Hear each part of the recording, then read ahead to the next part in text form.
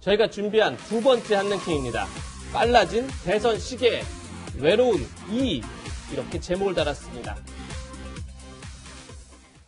현재 윤석열 전 검찰총장이 공개 활동을 하지 않는 상황에서 이재명 경기도지사가 당 안팎의 공격을 받고 있습니다. 그 소식에 앞서서 먼저 어제 한국갤럽이 발표한 여론조사 결과부터 살펴보겠습니다. 어제 발표된 한국갤럽 여론조사에서 문재인 대통령이 취임 이후 처음으로 긍정평가가 30% 이내인 미친 29%로 떨어졌습니다. 취임 이후 처음인데요. 반면에 부정평가는 60%를 나타냈습니다. 그야말로 심리적 마지노선이라고 불렀던 30% 선이 무너진 겁니다. 이른바 콘크리트 지지선이 무너졌다 이렇게도 표현이 되는데 최우일 평론가님, 네. 어제 발표된 긍정평가 30% 이하, 네. 29%. 저 의미 어떻게 봐야 할까요? 이제는 콘크리트가 아닌 거죠. 예. 80%까지도 육박했던 문재인 대통령의 지지율이에요. 사실은 민주당은 최근 재보선 이전까지는 지난해 총선까지 문 대통령의 국정 지지율에 거의 기대서 정당 지지율을 유지하면서 선거마다 이겨왔던 거예요. 예. 대통령 이야기를 하면 그야말로 민주당은 뭐 압승도 하고 아주 선승도 하고 그랬습니다. 그런데 이제 문제는 문재인 대통령의 지지율이 이제 과반쯤 됐을 때, 예. 50%대면 괜찮지. 그때도 이제 경고하는 쪽이 있었거든요. 40%대였을 때, 그럼 40%를 콘크리트로 보자. 그거보다 나빠지면. 왜냐하면 40%에서 반등하면 과반으로 올라갈 수 있잖아요. 근데 그것도 무너져서 30%가 되니까, 이제는 베이스라인이 점점 낮아지면서 40%대로는 잘하면 임기를 마무리할 것 같다. 30%대에선 치고 올라가야지인데 더 허물어졌어요. 예. 그럼 이제는 기반이 없는 거예요. 콘크리트라 하면 단단하다는 의미인데 베이스라인이 이제는 언제든지 더 내려갈 수 있다. 이게 이 여론 분석 전문가들의 이 어떤 중지를 모아보면 레임덕이라고 하는 것에 명확한 정의는 없습니다. 그냥 어쨌든 제대로 이 국정 운영이 안 된다는 거죠. 그게 공직사회 저항이라든가 국민들의 이제 반대라든가 이렇게 높아졌다는 의미인데 두 가지의 특성을 지적해요. 하나는 대략 지지율이 25% 내외 정도면 이건 레임덕이 될 수 있다. 두 번째 레임덕의 아주 직접적인 신호탄은 같은 당 내에서 반대 세력이 나와서 정권을 비판하기 시작할 때 이건 레임덕이다. 라는 이 시그널들을 얘기하거든요. 네. 그래서 지금 20% 이제 후반이긴 하지만 조금 더 하면 30%를 다시 이제 반등할 수 있겠습니다만 20%대를 찍었다고 하는 것은 지금 이제 집권 5년 차에 상당히 심각한 징후다. 이렇게 보는 게 맞을 것 같습니다. 네. 무엇보다도 문 대통령의 지지율은 각 세대에서 뚜렷하게 갈렸습니다. 특히 보시는 것처럼 20대 지지율이 전주 대비 4%포인트 하락하면서 21%까지 하락을 한 건데요. 이현종 의원님, 네. 사실 지난 대선에서는 문 대통령의 든든한 우군이 20대였잖아요. 그렇죠. 이렇게까지 지지율이 떨어지는 이유를 저희가 어떻게 분석할 수 있을까요? 지금 보면 이제 20, 50, 60은 하나의 똑같은 전선을 형성한 거고요. 30, 40은 이제 지금 문재인 대통령 지지 쪽이 많은 것 같아요. 이렇게 이제 극명하게 좀 세대 간의 지금 표심이 이제 달라지는 거는 제가 최근에 아마 20대들을 몇 명하고 이제 토론을 해봤는데 예. 거기서 나온 이제 20대들의 그 이야기가 그렇더라고요. 첫 번째는 일단 우리 희망이 없어졌다라는 거죠.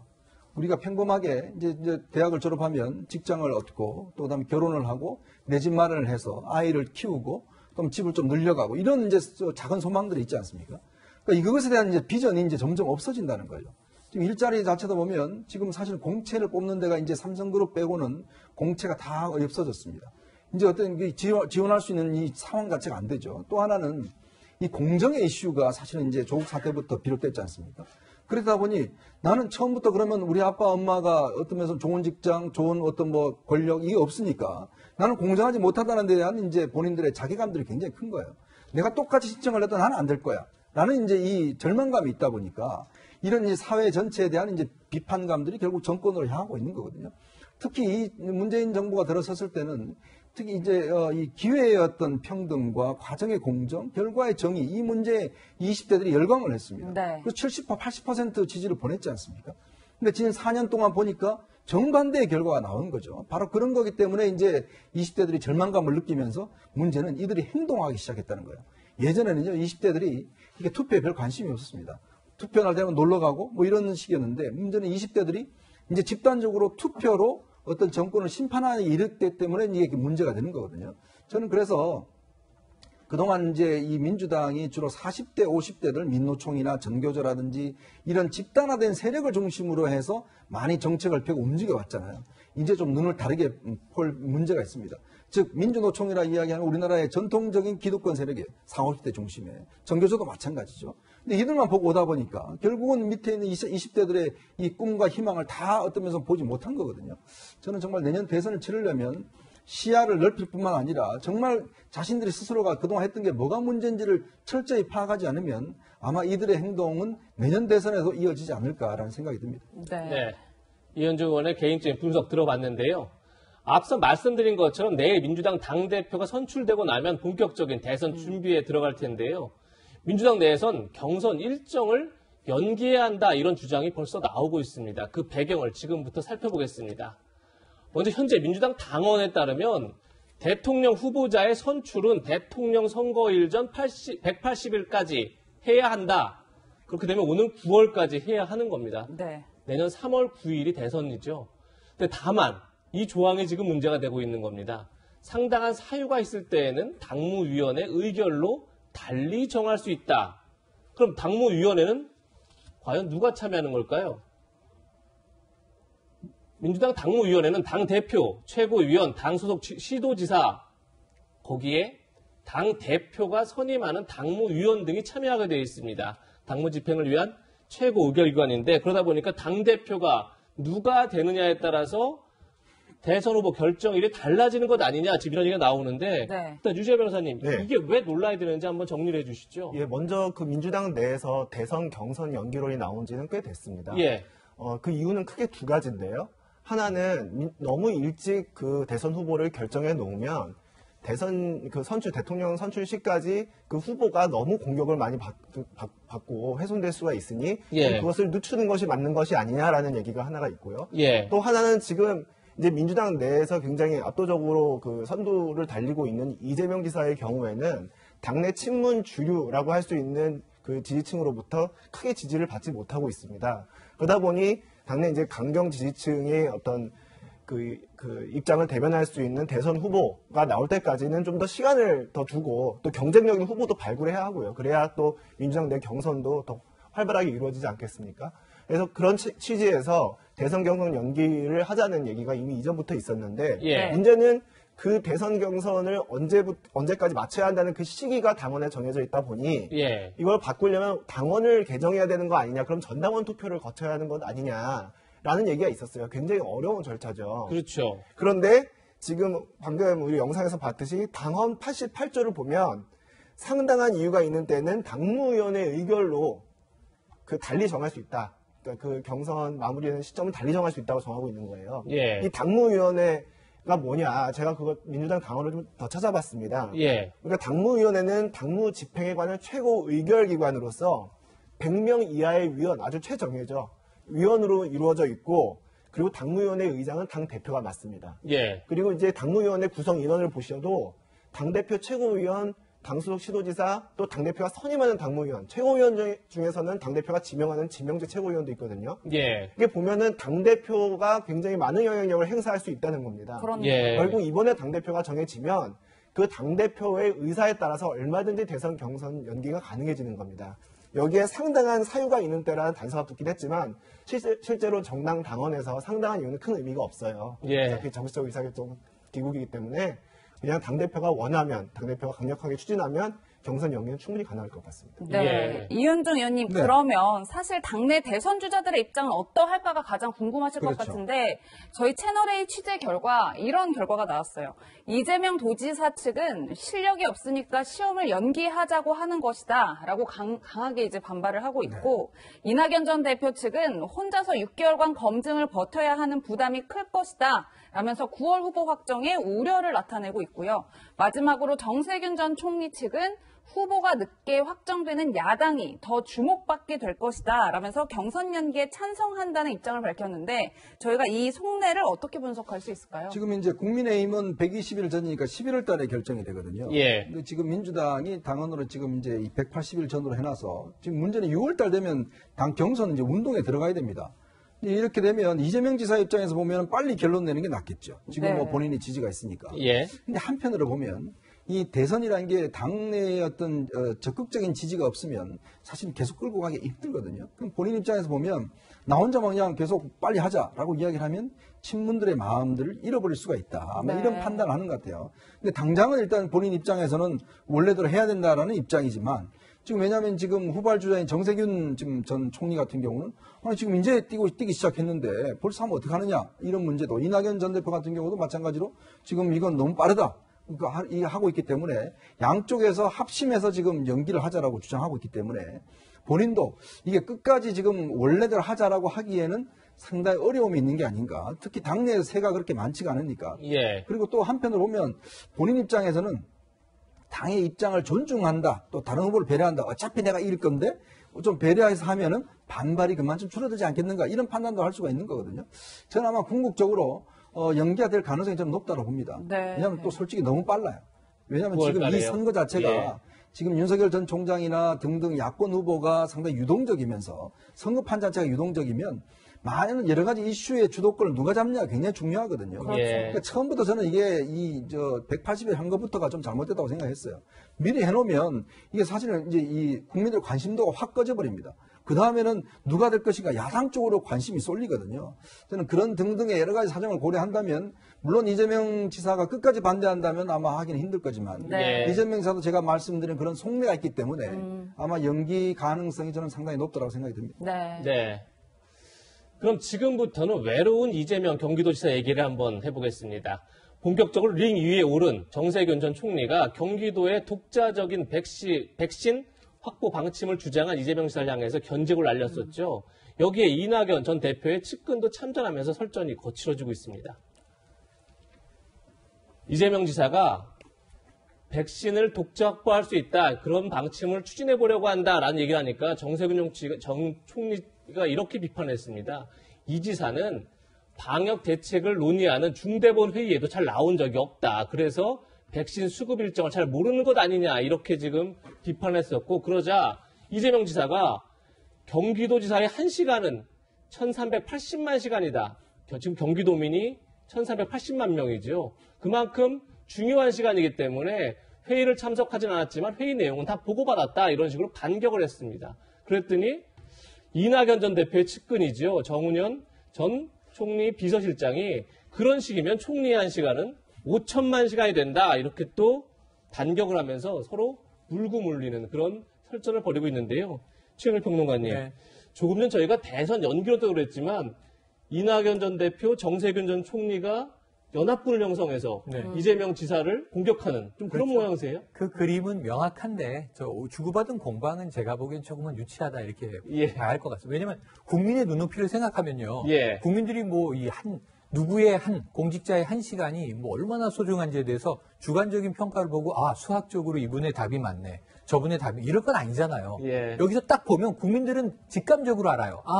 정세균 전 총리는 대선 나오는데 직전에 방역 사령관 역할을 맡았었지. 네. 그래서 백신 공급 절대 문제 없다고 했고 우리 11월에 집단 면역을 반드시 이룰 수 있다고 얘기했고 이 총리 퇴임 직전에 4월 말까지 300만 명 접종 완료합니다. 6월 말까지 1200만 명 맞춥니다. 라고 얘기하고 나온 분인데 네. 지자체장이 지금 수급 불안이다. 이건 지금 이제 민주당 내에서는 야당과 일부 언론에서 제기하는 불안이지 그렇지 않다라고 이제 반박하고 있거든요. 예. 근데 어찌 보면 우리 당 소속의 광역지사고 유력 대권 주자가 그 얘기를 하니까 섭섭했을 수는 있어요.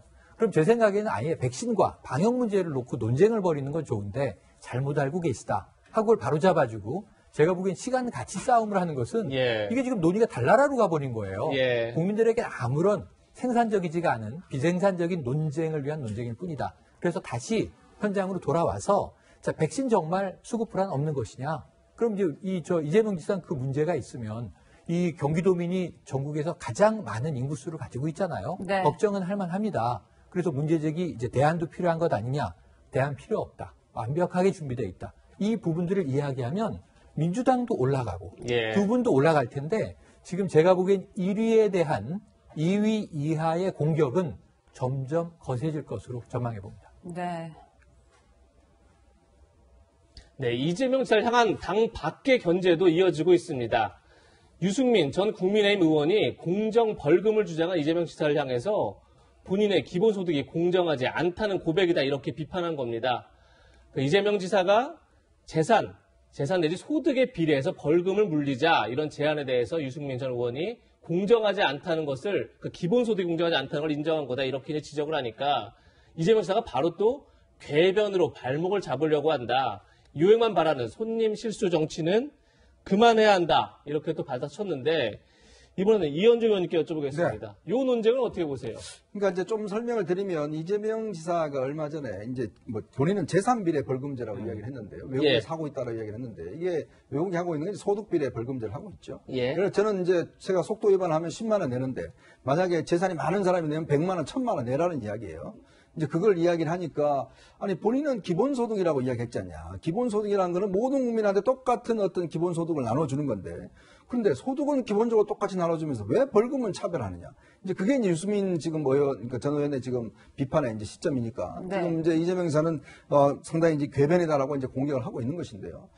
글쎄요, 이게 참 이 소득 비례 벌금제도 저는 참 이해하기 어렵습니다. 이게 예를 들어 왜냐하면 이거를 그러면 소득을 전부 다 국민들이 매년 내 소득이 다른데 예. 매번 소득에 대해서 다 그러면 벌금의 기준을 만들어서 거기에 따라서 그냥 벌금을 다 내느냐? 이것 또한 불가능할 뿐더러요. 뭐 조그만 나라에서는 할 수가 있습니다만은 우리나라 같은 데서 과연 이게 가능한가 문제고 기본소득도 마찬가지죠. 이거 하려면 한 뭐 수백조 원 더 필요한데 그럼 재원 어떻게 하느냐? 뭐 다른 데서 할 수 있다고 이야기를 하는데 글쎄 이게 가능한가라는 건 문제고 그런데 이런 논쟁을 예를 들어서 누가 한마디 하면 바로 이 궤변이다, 뭐 이거는 뭐 말도 안 되는 소리다, 뭐 이렇게 돼버리면 이게 토론이 안 되지 않습니까?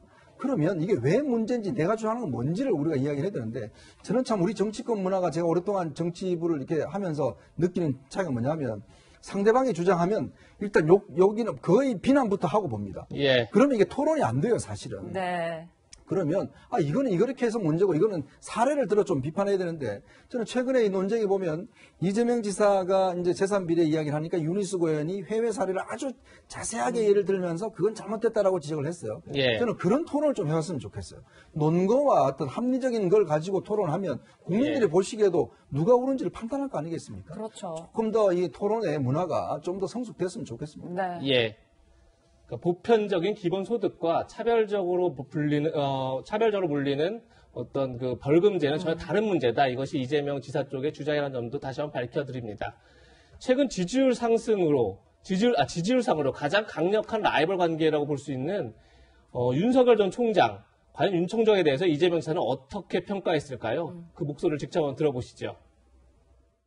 부분이 나름의 뚜렷한 원칙을 가지고 국가의 입법, 사법, 행정, 온갖 영역의 일 중에서 형사사법 그 중에서도 과거의 행위에 대해서 처벌하는 일을 원칙에 따라 잘 하셨다. 그 점 때문에 우리 국민들께서 높이 평가하신다고 생각합니다. 유지아 변호사님, 네. 이재명 지사가 윤석열 전 총장을 두고 공개적으로 평가한 건 아마 처음인 것 같은데 두 가지 얘기를 해요. 하여튼 그 굉장히 원칙에 따라서 잘 수행했다 이런 얘기를 하면서 입법, 사법, 행정 중에서 특히 형사 사법 분야에서 그렇다. 네. 어떻게 들으셨습니까? 언뜻 보면 칭찬처럼 보이지만 좀 따져보면 절묘한 견제구를 날린 게 아닌가 하는 생각이 절묘한 견제고요. 예. 왜 그러면 좀 곰곰이 따져보면 이렇습니다. 원칙에 따라 잘하셨다는 얘기는 맨 마지막에 붙어서 칭찬처럼 보여요. 예. 근데 제 생각엔 그 방점은 그 앞에 부분에 있다고 봅니다. 첫째는 뭐냐면 온갖 영역의 일 중에 형사사법의 일을 하셨다. 예. 이 얘기는 정치와 행정에 대해서 잘 모르고 평생 검사로 살았기 때문에 형사사법만 잘 안다. 라는 것을 우회적으로 드러낸 표현이라고 생각을 하고요. 예. 또 그 중에서도 과거의 행위에 대해 처벌하는 일을 잘하셨다는 얘기는 적폐청산 수사를 얘기하는 것 같습니다. 지금 얼마 전에 지금 그 국내인 김용판 의원이 그 과거 국정원 댓글 사건 수사로 인해서 지금 기소됐다가 대법원에서 무죄 판결까지 받았습니다. 이제 그런 예. 김용판 의원이 기자회견을 자청해서 윤석열 총장에게 공개적으로 요구했어요. 자신의 잘못을 인정하고 고해성사해라 이렇게 요구했거든요. 네. 지금 이미 보수층 내부에서도 윤석열 전 총장의 적폐청산 수사와 관련해서 지금 분열이 조금씩 있는 거죠. 책임론이 불거지고 있는 건데요. 이재명 지사도 바로 그 지점을 노리고 그 분열을 노리고 이제 도모한 게 아닌가 하는 생각이 예. 듭니다. 그래서 벌써부터 윤 전 총장과 이재명 지사 사이에 대선 주자 1, 2위를 다투는 분들 사이에 신경전이 벌어진 게 아닌가 싶습니다. 예. 네, 이현정 의원님 앞서서 변호사님께서 보수층 내부에서 분열이 발생하고 있다라는 표현을 해주셨는데 그래서 저희가 그래픽으로 좀 준비를 해봤어요. 우선은 넘어야 할 장애물로는 일단 검찰총장이 바로 정치권으로 직행하는 모양새이기 때문에 검찰의 정치적 중립성 훼손에 대한 논란이 있을 수 있다. 그리고 두 번째는 앞서 언급하신 대로 적폐청산 수사에 앞장을 서왔던 만큼 이에 대한 명확한 입장 표명이 필요하다.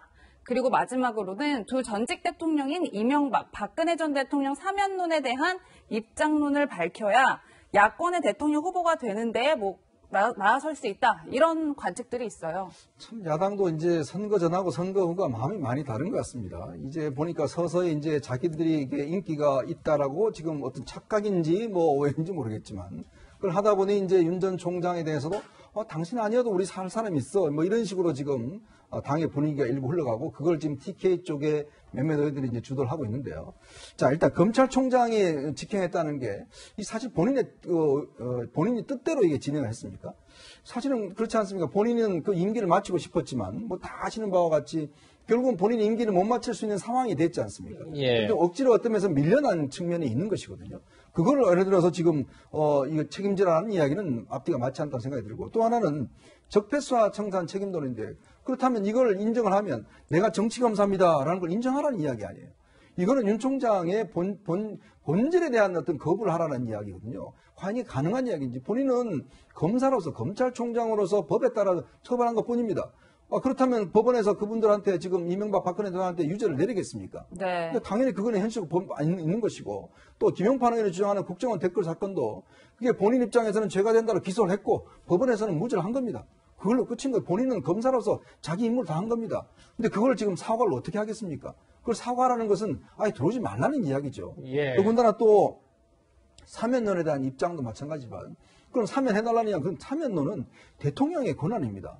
그걸 지금 윤 총장이 이야기를 하면 내가 처벌한 건 잘못됐습니다. 인정하라는 이야기 아니에요. 지금 소실 내심은 아마 TK지 의원들이 그걸 좀 인정해달라는 이야기인데 예. 그걸 인정하면 윤석열 총장이 가지고 있는 지금의 국민적 인기와 본인이 정치를 어떤 면에서 공정하게 하겠다는 그 본질 자체가 다 훼손돼 버리잖아요. 네. 참 저는 이해할 수가 없어요. 이걸 야당 의원들이 물론 여당에서는 할 수가 있겠지만 야당에서 이런 주장을 한다는 것은 내심 한편으로는 지금부터 견제가 시작됐다. 예. 우리는 뭐 딴 후보를 갈 수가 있다. 저는 그런 속셈이 있는 게 아닌가라는 생각도 듭니다. 예. 윤석열 전 총장이 정치권에 등장할 때 아마 이 세 가지 질문을 끊임없이 받을 텐데 거기에 대해서 윤 전 총장은 어떤 답변을 할지 한번 지켜보겠습니다. 이현정 위원관은 여기서 인사드리겠습니다. 고맙습니다.